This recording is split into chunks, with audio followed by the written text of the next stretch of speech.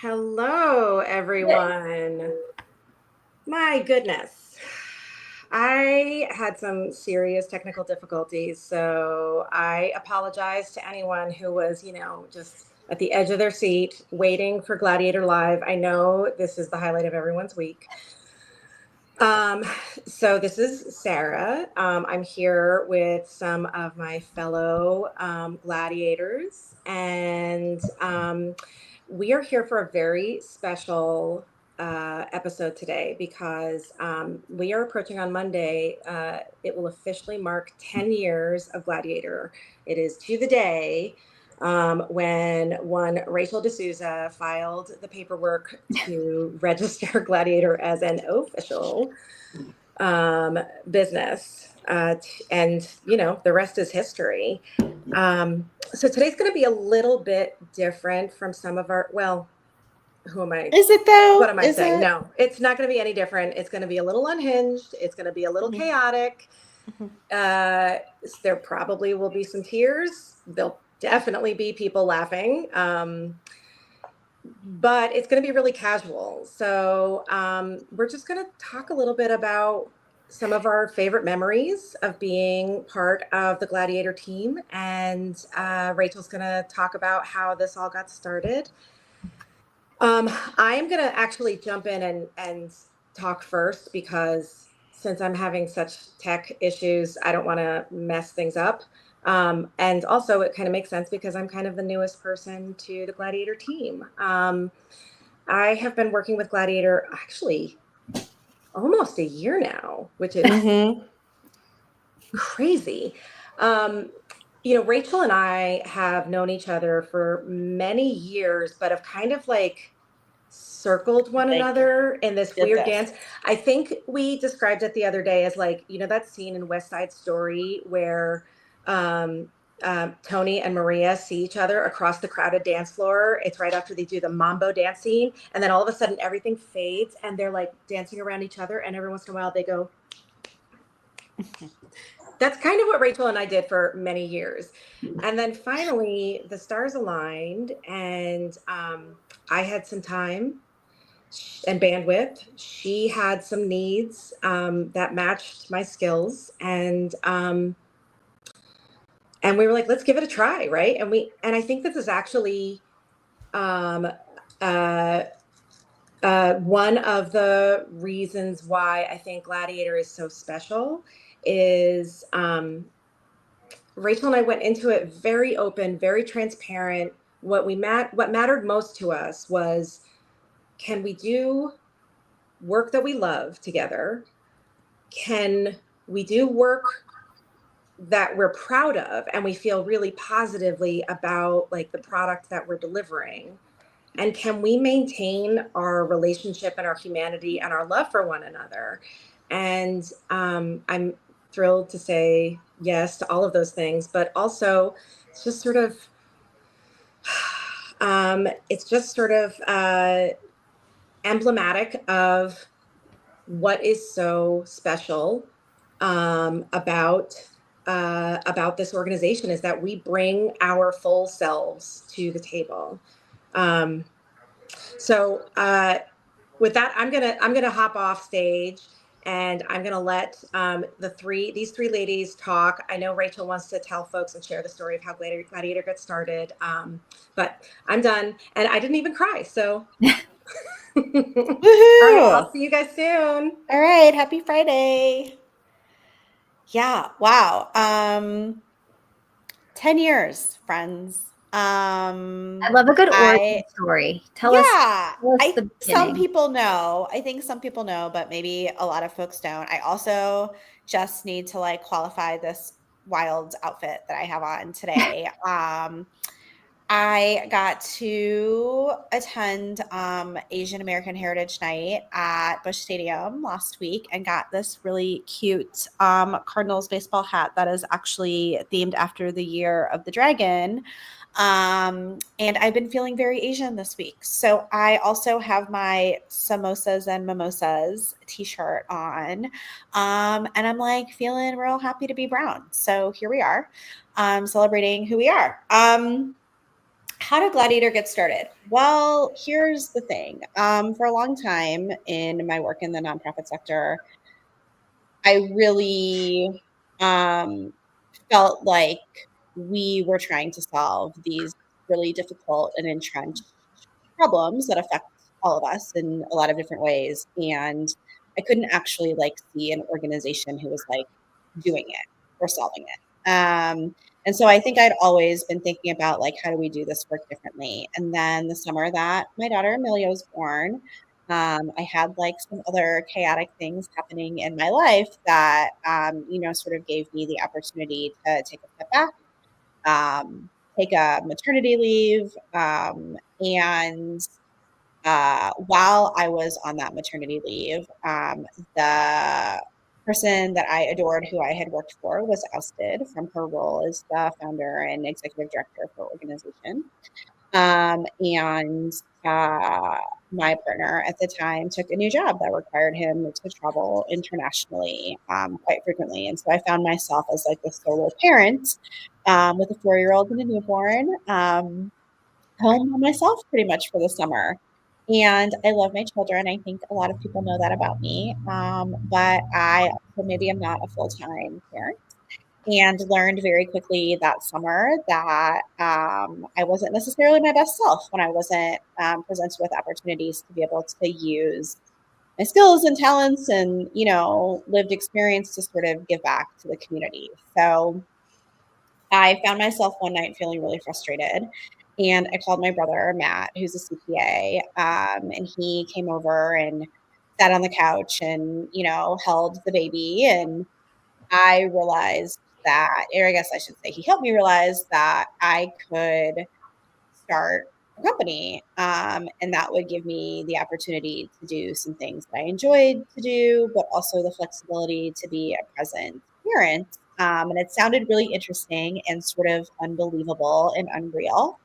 But I thought that I would give it a shot and that I would try out consulting, try out sort of partnering with nonprofits for 6 months. And then when I felt like my son was comfortable in preschool and my daughter, was ready for daycare, that I would, get a job as a chief development officer and executive director, and that would be that. And that was the summer of 2015. And here we are. I often have people say that I took my Enneagram. If you're not familiar with Enneagram, for you to look it up. It's time for you to take the assessment.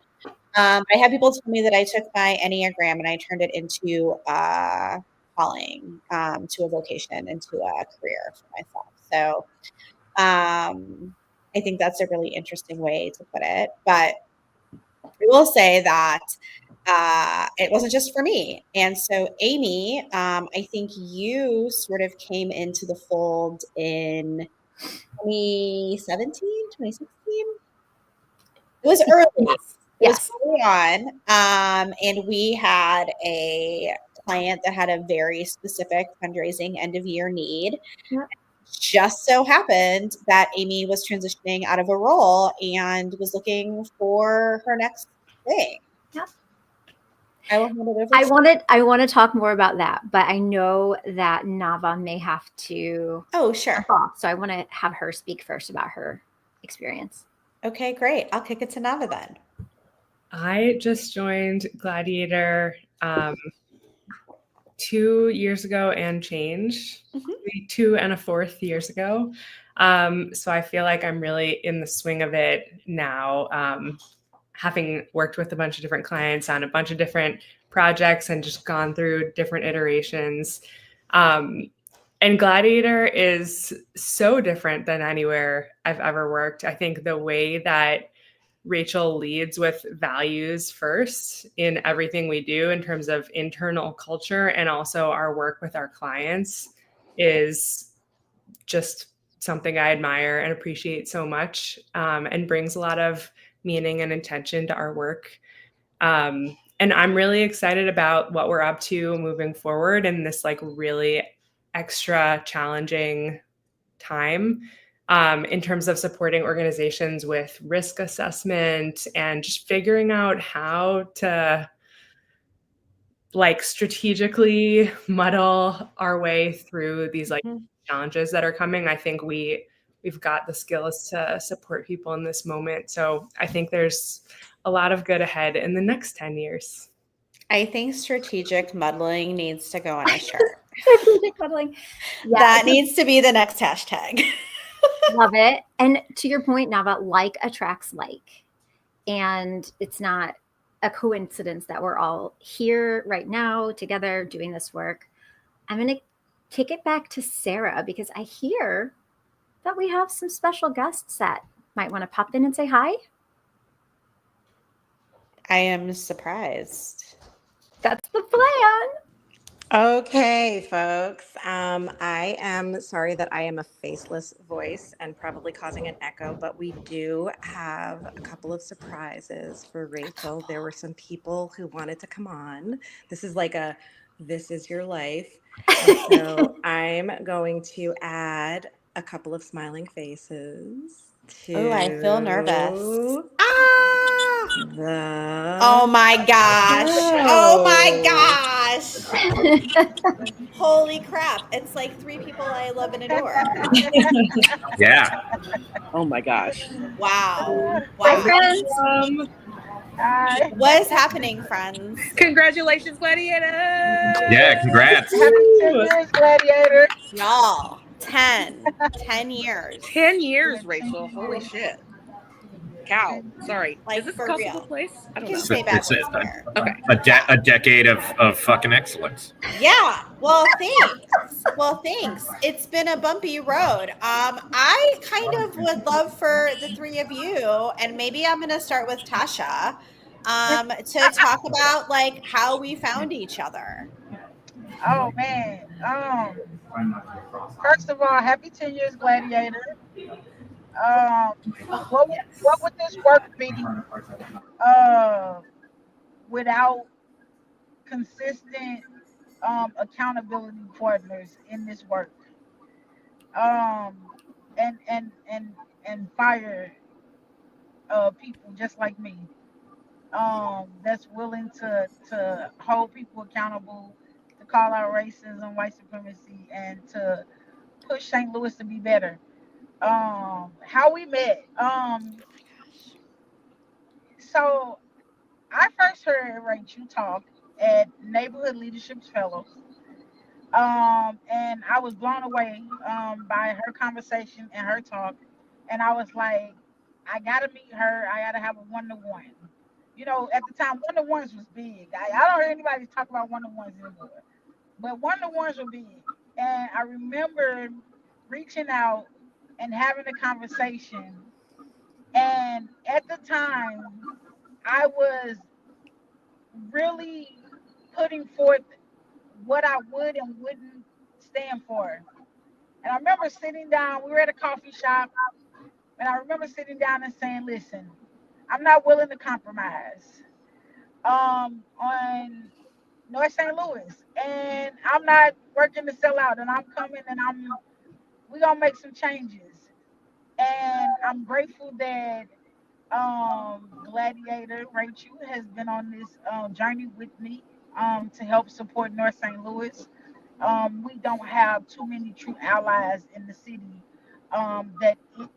isn't willing to allow for our voices to be the lead and expertise. But I can honestly say Gladiator has been that ally, that friend, that accomplice. And so happy 10-year Gladiator. I love that. I love you. I have to say that when Tasha and I had that coffee, I was really anxious because I was like, okay, Rachel, you work with nonprofits and you talk about putting the community first and you talk about centering the community. And now here is a community member that does not have a nonprofit who is coming to you and saying like, all right, you want to go, let's go. And I remember when Tasha was getting started, we did like a couple years of pro bono work for you because it felt important. It felt like you weren't going to be able to do the things you needed to do for the community members you cared about without some sort of like network and some sort of support. And you can't, there isn't a money tree. There is nothing that we can just go out back and shake and, you know, be able to pay the bills. And to have been a part, I mean, Tasha is now a like nationally recognized voice in the food justice space. Is a person that has worked tirelessly to bring national dollars into the Midwest, which most people, you know, we're flyover country, don't care about, and have used the resources entrusted to her not only to build the knowledge base of the community, but to provide resources and funding to other people who care about these kinds of values. It is truly an honor to support you. And you're stuck. I mean, you're all stuck with me, but like Tasha and I are like in a Thelma and Louise it off the cliff. Like we're in it. Our children are now friends. Like this is it. This is what the work looks like. And I think it's one thing, you know, as Nava said, to be values first. What I have learned and what I've gotten to practice with Tasha is like translating those values into behaviors that are repeatable and seeable and knowable and not perfect by any stretch of the imagination, but get us where we dream of going. So thank you. And I would say relationship, like behaviors and relationships. Mm-hmm. Yeah. Mm-hmm. Mm-hmm. Thank you. All right, Tim. I know go ahead. we might lose Tim because of precarious internet. So let's jump. Yeah. I'm actually, hello, everyone. Tim Sarantonio. This is one of my favorite white guys right here. Gold star white guy. Right the here. the few, the proud, right? Yeah. So, so I'm actually speaking from the Adirondacks. I was going to be at my cabin, Rachel, where I'm actually working with another awesome partner of ours, Denise Barretto, who actually heads up a lot of awesome stuff at the Chicago Transportation Authority, actually, in terms of equity and access. So we're working on fundraising effectiveness project stuff in the Adirondacks. But the power went out, and so I had to rush to a coffee shop. And so if I dip out, it's not because I don't care, obviously. Were the coyotes chewing on the power lines? It could have been the coyotes. So Rachel and I met a few years ago because I reached out and I was like, hey, like I'd love somebody to talk about community-centric fundraising in a non-weird tech company usual way, right? Like let's not try to extract anything. I just literally wanted to have her explain it.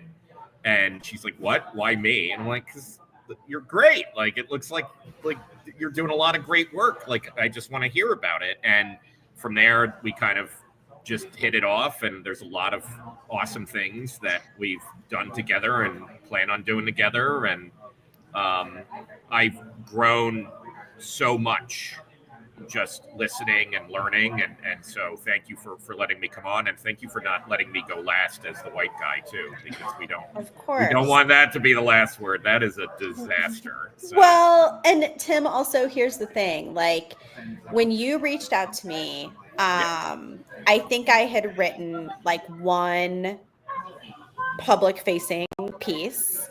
It was, I think, like maybe 2021, and that was not my jam. I was not putting myself out in the world in that way. And what actually happened was that we had a conversation, and then you invited me to contribute to a report that Neon One was doing. And I fretted and flustered and avoided and hid from the opportunity to take up space. And instead of being like, oh my gosh, this woman is never going to do these things. All right, I'm moving on. You like held my hand, virtually held my hand, and dragged me through the process of being like, you deserve to be in this publication. You deserve to have your voice take up space. I am not going to let you like worm out of this because of like insecurity. And by some miracle, I spit words out of my body, and that wound up in this thing. And now you're co-hosting a conference and now with I'm us co-hosting together. a conference as a human being who we- avoided public speaking for like 30 years of her life. And now Diane Yentl of the National Council of Nonprofits will be joining on October 15th and 16th.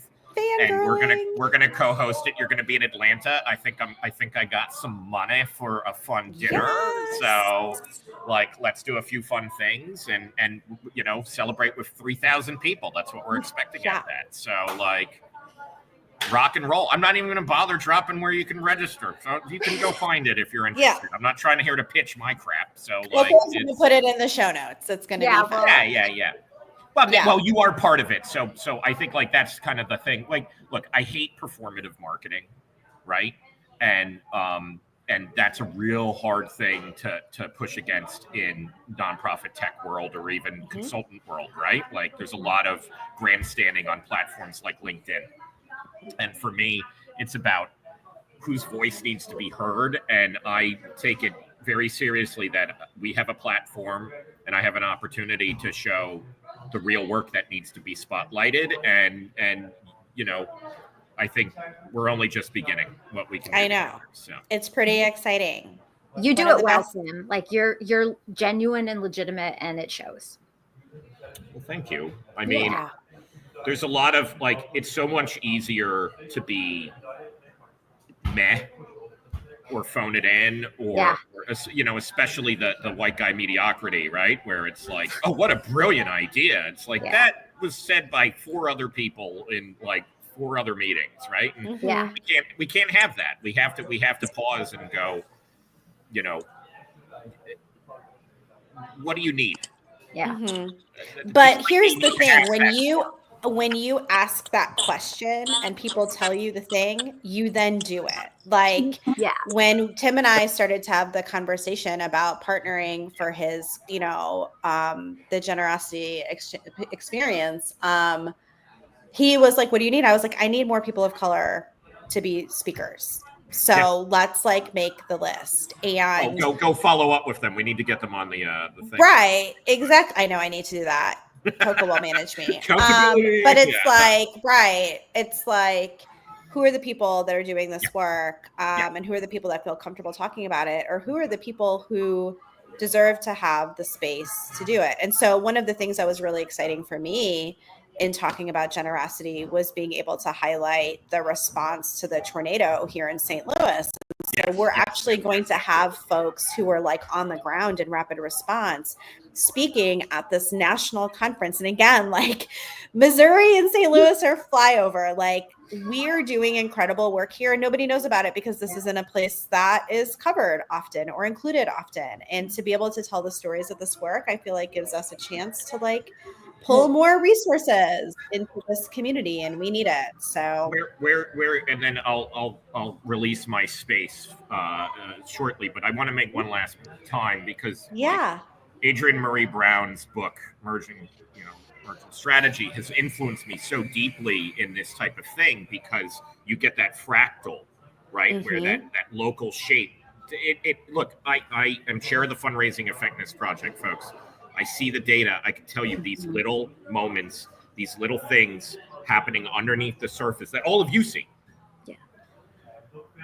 That has a direct correlation of what actual transformative change we can see. And that's why I'm so obsessed with we have to hear that story because one, guess what? Unfortunately, climate change issues are going to continue to accelerate. So what can we do to do this? And the final point that I want to make here, and this is something that a close friend of mine, Rachel Angelie, talked about, is that there's so many people that we're freaking out right now. And they're it's the apocalypse. And it's look, there's a lot of communities where they've basically been living in the Walking Dead for a very long time.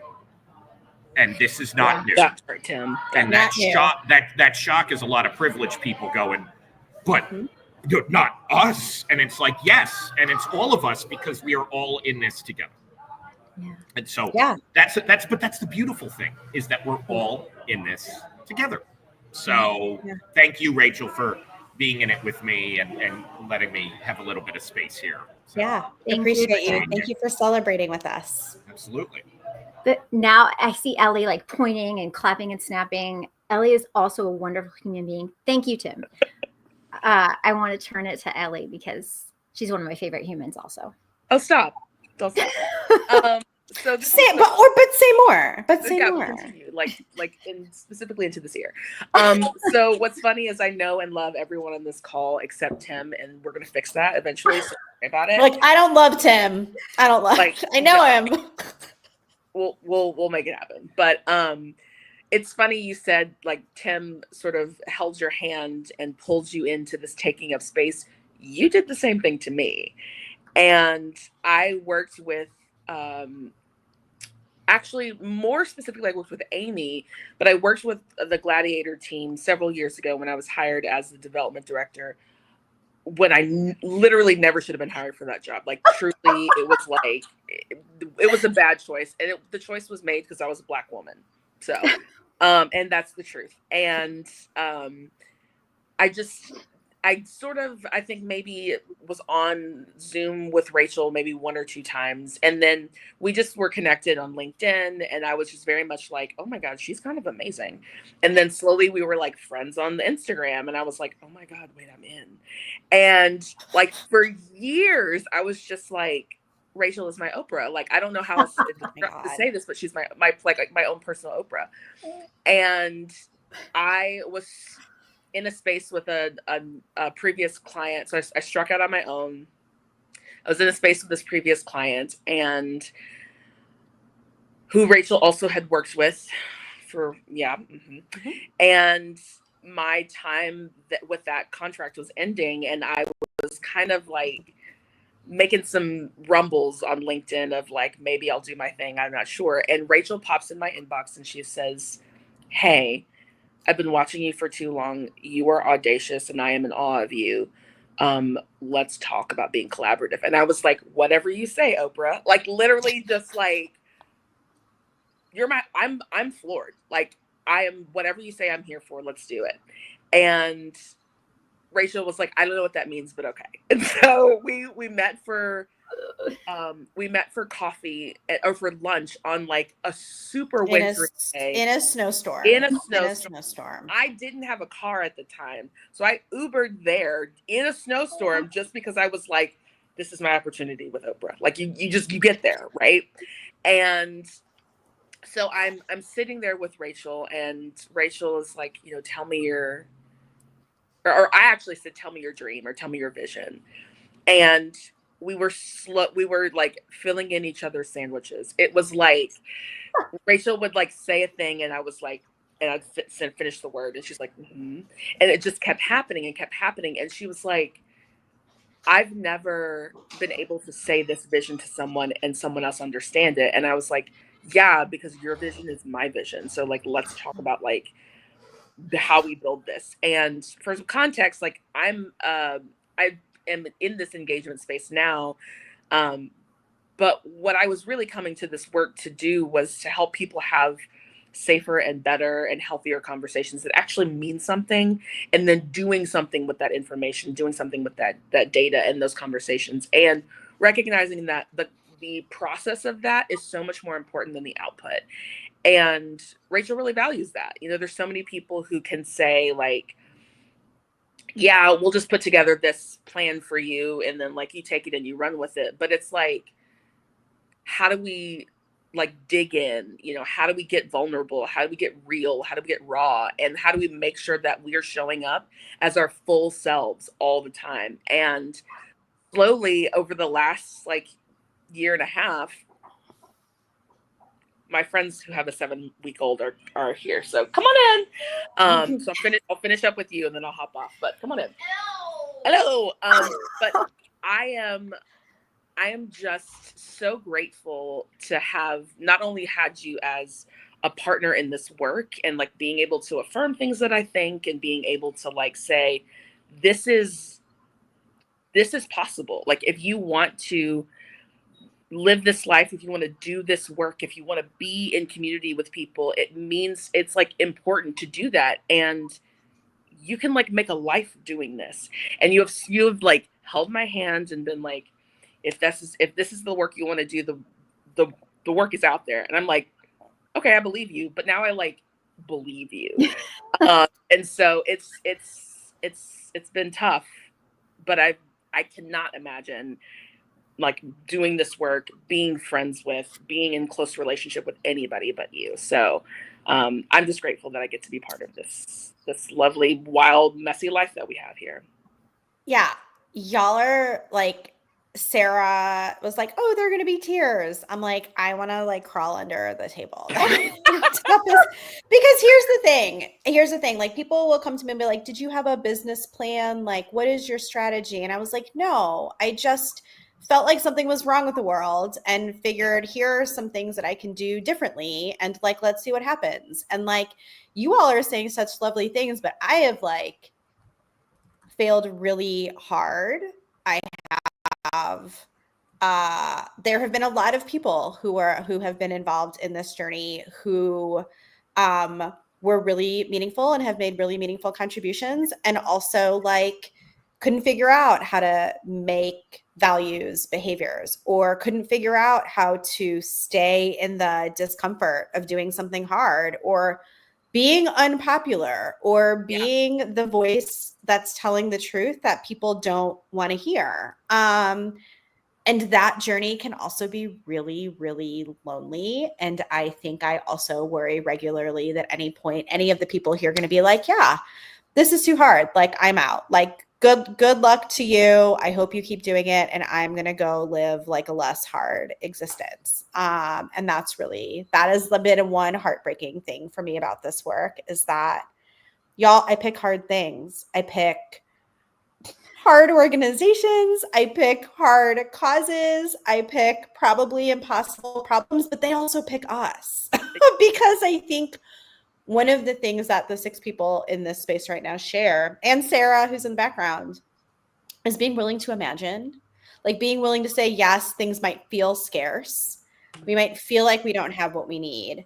And we're also going to choose to believe that there is like a different way that we haven't done yet, that we don't understand, that is possible. And I think that idea is what keeps me in this, even when I'm like, this is impossible. We are never going to get past this place. There are countless times where I have been in this work thinking, is Gladiator ever going to exist next year? Like, what is it going to look like? Are any of these people still going to be willing to like be in it with me? That's the thing, Rachel, you're not letting us go. Like, you very clearly like looked at all of us in the face and been like, don't even think about it. And like, true. And if you're thinking about it, stop thinking about it and tell me how to fix it so that you don't think about it. So I'm not going anywhere. You're stuck with me too.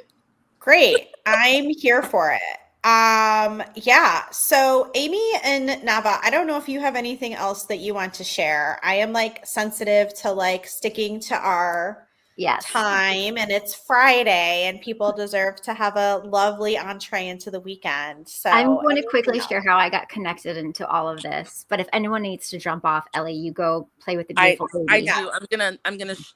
Actually, I'm not going to show this beautiful baby on the internet, but there is a beautiful white baby.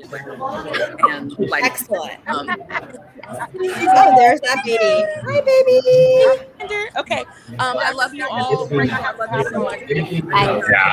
Yeah, they're going to cut me off in the cafe. Okay. So. Bye. So, Rach and I were on the AFP Association of Fundraising Professionals board together, and I had thought in the back of my mind I wanted to do consulting, and saw her stepping out and doing it, and came to a point where I was looking for some work, and we chatted, but our vision and values aligned. We didn't talk necessarily about work. We talked about consulting work. We were talking about making philanthropy better and how to do it differently. And we were using the community-centric fundraising language without it being a thing at that time. Mm-hmm. So this was like 10 years ago. And I'm so excited. I knocked everything over. And I was just, I'd been looking at her from afar and admiring what she did. And Rachel, it's hilarious that you're like, I was not a public speaker. I did not, because I never knew that. And I never saw that in you. I always saw you as a thought leader and a writer and a speaker. So every time you say that, my jaw hits the floor. I received that. And I think I still get a little bit of like stage fright when I'm doing stuff. But I mean, yeah. And I mean, Amy, when I think about you, like I'd actually known you from when I first joined the Association of Fundraising Professionals, and Amy was on the board, and I'm like, oh my gosh, she's like my age and she's already on the board and she's like so knowledgeable and she's doing all these things. And so when Amy decided, or when we had the conversation of Amy joining Gladiator, I was like, wow, this is really exciting to have this person. And what has been really wonderful, I think, is that Amy's ability to meet small organizations, first-time development people, first-time executive directors, like where they are, and not just help them raise money, but help them raise it in an anti-racist and ethical way. That is not something most fundraisers are brought up to do. That is not something many white women choose to do with their time. It's actually not something that fundraisers typically think about. And it's something that over the course of 10 years, like when we've had organizations that have been like, yeah, we want to try something different, and Amy's been able to get in there, it's produced really exciting results. And so I think to myself, like, if we could just get more people to be uncomfortable enough to try these different things, like how much could we shift this sector and the way that it thinks about resources and power and influence? And like, could we solve the problems that we just put Band-Aids on? And I mean, like I knew Nava also for a really long time before she connected with Gladiator and saw the ways that she was moving in like the philanthropic space and was like, okay, there are all these people with these beautiful values and behaviors in all these different spaces. Like it's good to know this work is happening and to then be able to welcome Nava you onto this team and to get to learn from you. It just like, it makes the work feel like a gift. It makes it not feel like work. I love what I do, even when it's hard. I love the people that I work with, even when we disagree. I love the way that we're willing to try something that we have never tried before that scares us. And we do it. And then we're like, great, that worked. Or, ooh, yeah, like that didn't go the way that we thought. Yeah. And that's not like a deal breaker. It's not a relationship ender. It's a moment of learning that allows us to then be better for the organizations and the people that we partner with. I'm like proud gladiator, whatever that means. Like when people are work is family and they say that and they don't mean it. And I mean it, but not in like a weird, gross way where my in a generational trauma way. Yes, where my work is everything and my whole identity. It's that I feel loved and accepted in the work that I do. Chosen family. It's like a chosen family, I think. That's a good, yes. Awesome. So thank you. Cannot believe it's been 10 years, but neither can on this journey. And I look forward to congratulations. Yes, congratulations, Gladiator. Congratulations. And I'm Rachel. Glad that you two are in this with me. And you're stuck with me too. So with that, we will send folks into their weekend. Thank you for being here with us. And we will be back next Friday with our Gladiator Live. Take care, everyone. Bye. Yes. Bye.